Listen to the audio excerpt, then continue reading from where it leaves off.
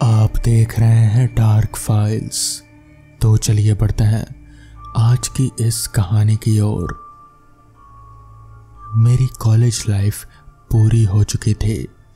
मैंने अपना जीवन जीने के लिए विद्रोह कर दिया। मेरे जैसे ही 5 साथी और जुट गए। राज, सुशांत, असगर, ब्रायन डिसूजा और जयदीप, सभी एक से बढ़कर एक धाकड़। और हमने प्लान बनाया अरुणाचल प्रदेश के जंगलों में जाने का और वहाँ आदिवासी कबीले और वहाँ की संस्कृति पर डॉक्यूमेंट्री फिल्म बनाने का।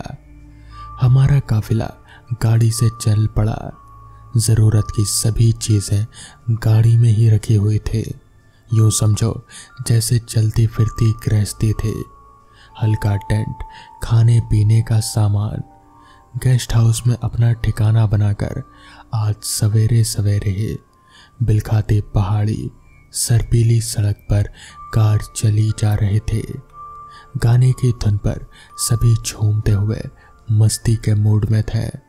एक गाइड हमने साथ ले लिया था। सड़क के दोनों तरफ घने पेड़ों की कतारें पीछे छूटती जा रहे थे। आगे लोकेशन अच्छी देखकर हमने गाड़ी रोक दी और पैदल घूम घूम कर देखने लगे। तभी झाड़ियों में से आहट सुनाई दी। ब्रायन डिसूजा देखने के लिए गया और फिर उसके तुरंत बाद ही गिरने जैसी एक तेज आवाज आई।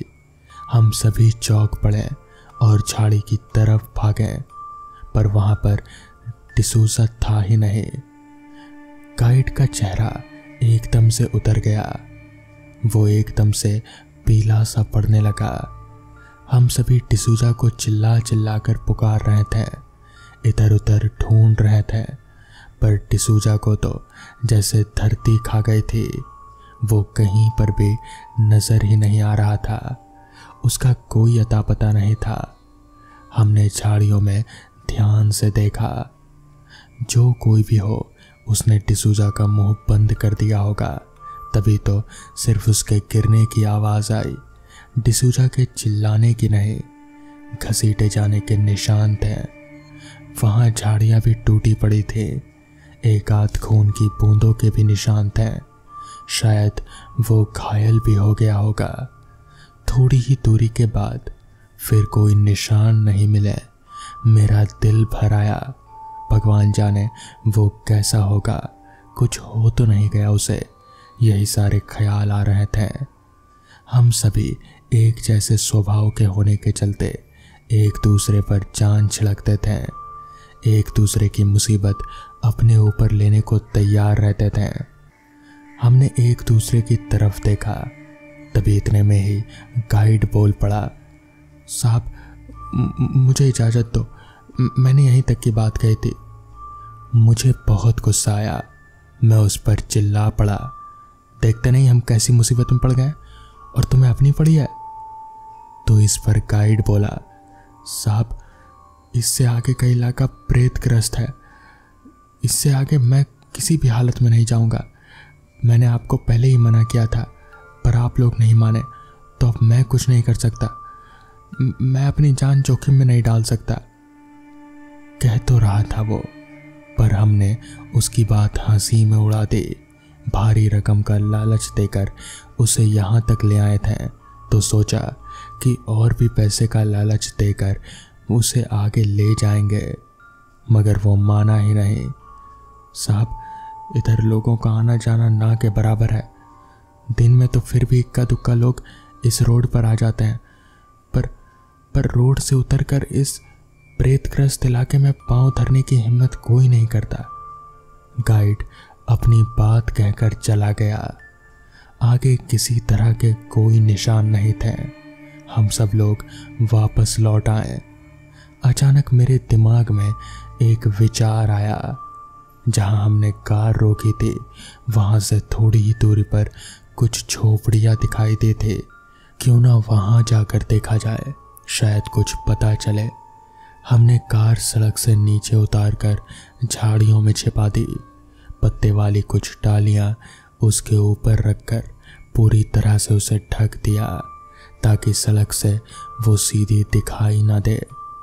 जंगली जानवरों से रक्षा के लिए लाई गई पिस्तौल जो कि सभी के पास थी कार से निकाली।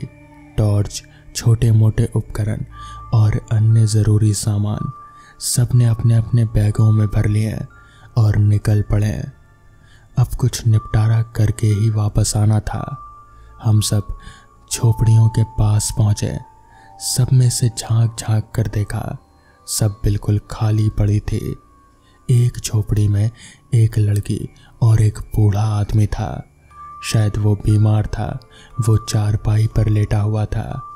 लेकिन जब हम सबको देखा तो वो उठकर चौंक पड़ा।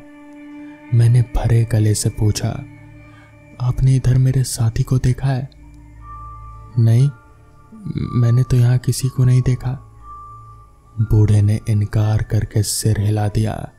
फिर मुझसे पूछा, कहाँ था वो?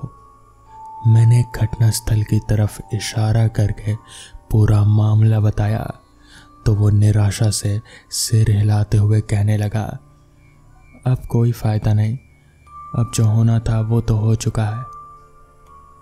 क्या मतलब? बेचैनी और आतुरता से मैंने पूछा। क्या जानते हैं मेरा दोस्त कहाँ होगा, कैसी हालत में होगा?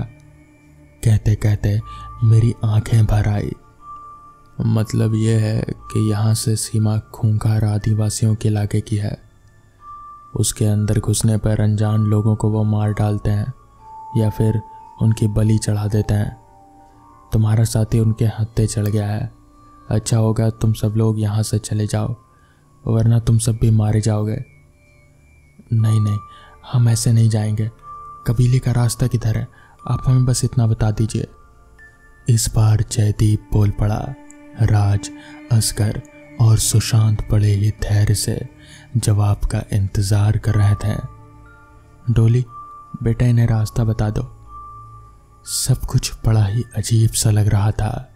हथौड़े की तरह कई सवाल हमारे दिमाग में ठोकरें मार रहे थे। इस सुनसान में इतनी जवान लड़की को ये लाचार बूढ़ा अकेले कैसे भेज रहा है, और वो भी हम चार अनजान लोगों के साथ। सदमे और इन अजीब अजीब बातों के कारण हमारा दिमाग घूम रहा था। कुछ भी समझ में नहीं आ रहा था। लड़की उठी और अपने पीछे आने का इशारा किया। मैं अपने साथियों के साथ उसके पीछे पीछे घने जंगल में चल पड़ा था, जहां घसीटे जाने के निशान थे। रास्ता उसके आगे से ही था। अब तक दिन के 12 बज चुके थे, पर घने जंगल में बिल्कुल अंधेरा छाया हुआ था। उस निर्जनता और हल्की हल्की हवा जो कि साए साए की आवाज़ उत्पन्न करते, वो बहुत ही डरावनी लग रहे थे। लड़की आगे आगे जा रहे थे। हम झाड़ियों को बचाते हुए पीछे पीछे बढ़ रहे थे। वो जैसे उनके ऊपर चढ़ते हुए या फिर उनके ऊपर से ही निकल जा रहे थे, जैसे कि उसके चलने पर झाड़ियां दब ही नहीं रही हो। हम सभी कबीले में आ गए थे, मगर कोई दिखाई नहीं दे रहा था। वो लड़की जो अभी हमारे साथ थी, अब हमसे बहुत दूर आगे दिखाई दे रहे थे। मिट्टी, बांस, पत्थर से झोपड़ियों की तरह कबीले के घर बने हुए थे। असगर अचानक से चिल्ला पड़ा, देखो, वो देखो डिसूजा। डिसूजा एक पेड़ पर से धड़ाम से हम सबके सामने जमीन पर आकर गिरा, जैसे उसे किसी ने फेंका हो। हम सब उसकी तरफ झुके, उसे पुकारने लगे। उसका चेहरा, शरीर बुरी तरह से नोचा हुआ था। खून से सना वो बेहद ही डरावना लग रहा था। जैसे ही हमने उसे देखना चाहा कि वो जिंदा भी है या नहीं, कि हमारे शरीर में जैसे एक करंट दौड़ गया। वो लड़की जो अभी इतनी दूर थी, वो ठीक हमारे पीछे खड़ी खून जमा देने वाली ठंडी आवाज में बोलती है, मत छुओ उसे, नहीं तो मार दिए जाओगे। ये क्या चक्कर था? ये सब क्या हो रहा था? इतनी ज्यादा दूर लड़की एकदम से पीछे कैसे आ गई? मैंने डिसूजा के सीने पर हाथ रखकर देखा। उसकी धड़कनें थम चुकी थी। वो मर चुका था और सामने उसकी बस लाश पड़ी हुई थी। मैं जोर से रो पड़ा। तुम माने नहीं, अब तुम भी मरोगे।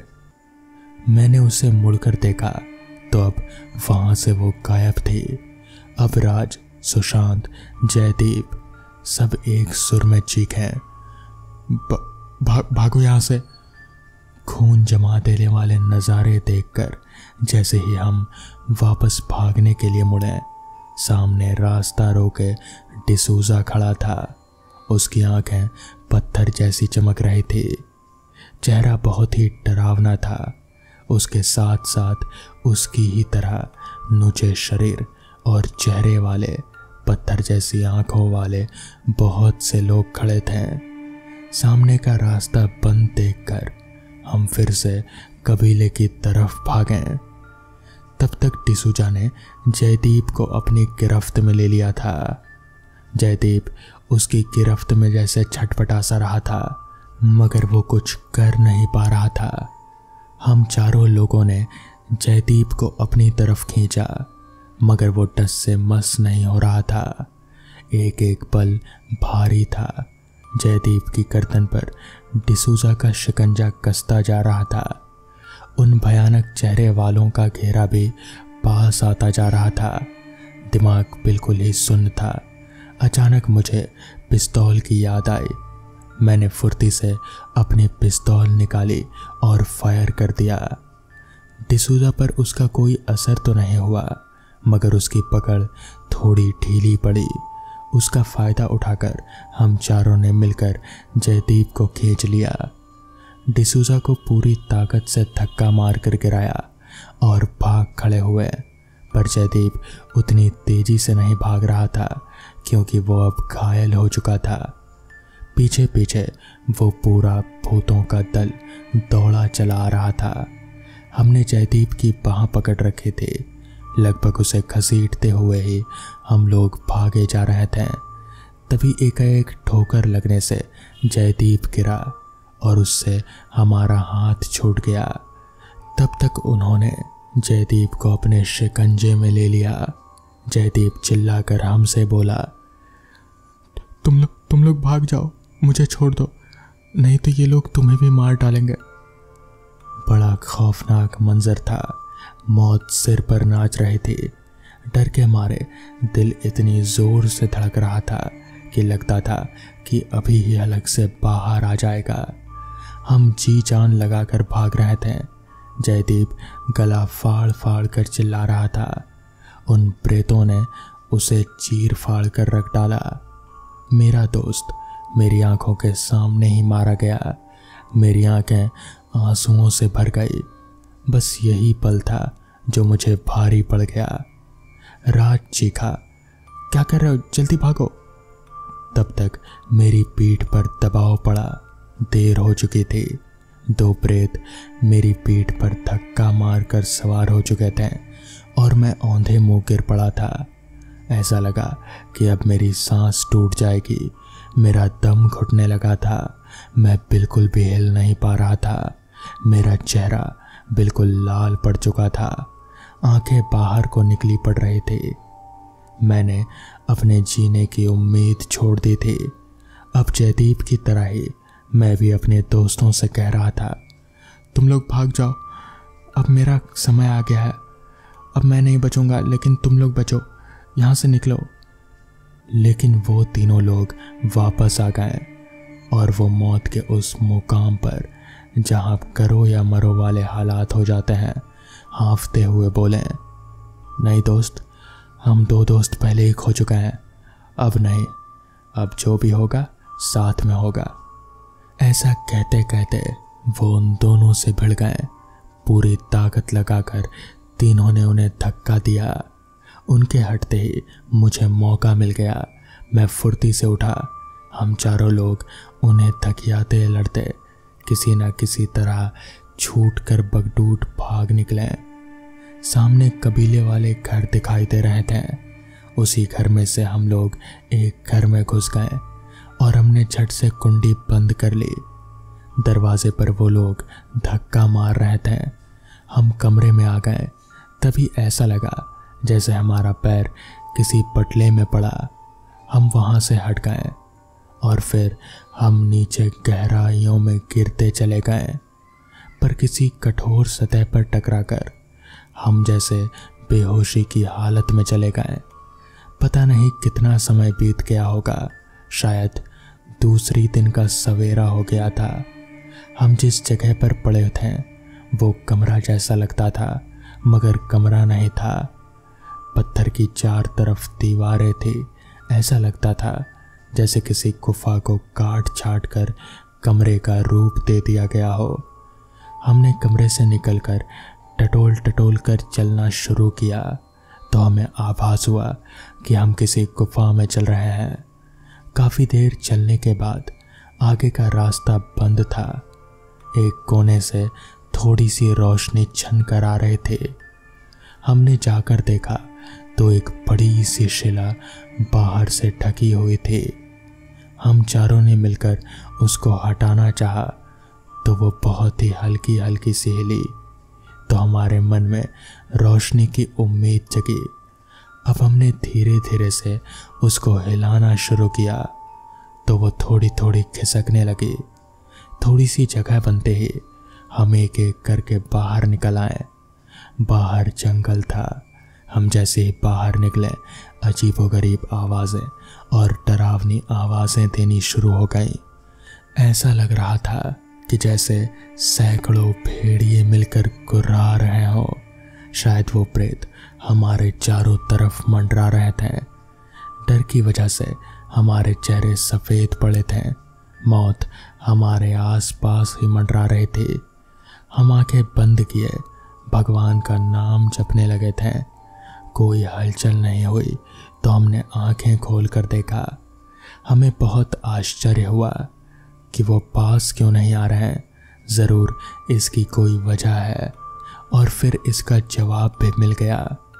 पत्थरों के बीच खुला थोड़ा सा मैदान था और उसमें एक विशालकाय मूर्ति लगी थी। शायद कबीलों वालों के कुल देवता की मूर्ति थी। उसके 6 हाथों में अलग तरह के हथियार थे। त्रिशूल, तलवार, कटार, गदा, इसी तरह से और भी हथियार थे। वो हम सब लोगों ने एक एक करके ले ली।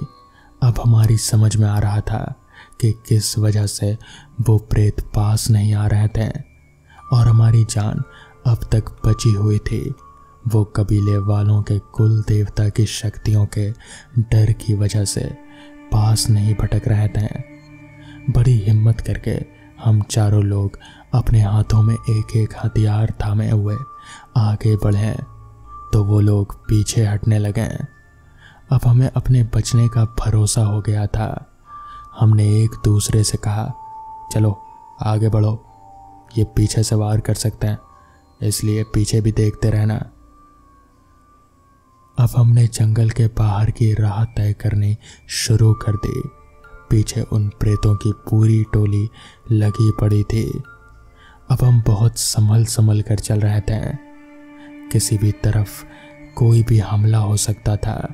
डर की वजह से हम लोगों की हालत खराब थी, मगर ज़रा सा चूकें तो फिर मौत पक्की। हम रास्ता भूल गए थे। जंगल की भूल भुलैया में हम लोग खो गए थे। हमने धीरे धीरे घंटों गुजार दिए। भूख, प्यास, डर, थकावट के मारे हम लोगों का बुरा हाल था। एक एक कदम चलना अब जैसे मुश्किल लग रहा था, मगर जान बचाने के खातिर हम गिरते पड़ते चले जा रहे थे। पीछे पीछे वो मौत के परकाले, जान के दुश्मन, खून के प्यासे किसी भी पल जान लेने को आतुर चले आ रहे थे। आखिरकार हमें वो सड़क दिख गई। अब उस पर हम लोग चलने लगे। सड़क सड़क चलते चलते वो हमें दिखाई दे रहे थे। हमने पीछे मुड़कर देखा, अभी भी वो पास नहीं गए थे, मगर सड़क पर वो आ नहीं पा रहे थे।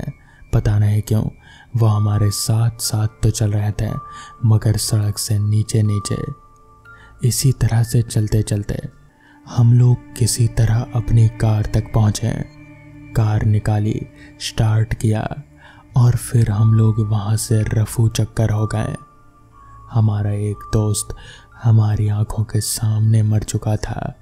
हमें बहुत ही अफसोस हो रहा था, मगर हम लोग जिंदा थे इस बात की कहीं ना कहीं दिल के एक कोने में खुशी भी थी। पर वो सब क्या था, ये बस एक रहस्य बनकर रह गया। उसके बाद से हम लोगों ने कभी भी ऐसी अनजान जगह पर जाने की कोई गलती नहीं की। तो दोस्तों, ये थी आज की कहानी। अगर आपको ये कहानी पसंद आई हो तो वीडियो को लाइक और चैनल को सब्सक्राइब करना ना भूलें। तो मैं आपका दोस्त आर्यन जल्द ही मिलूँगा आपसे ऐसी ही नई कहानियों के साथ। तब तक के लिए अपना ख्याल रखें।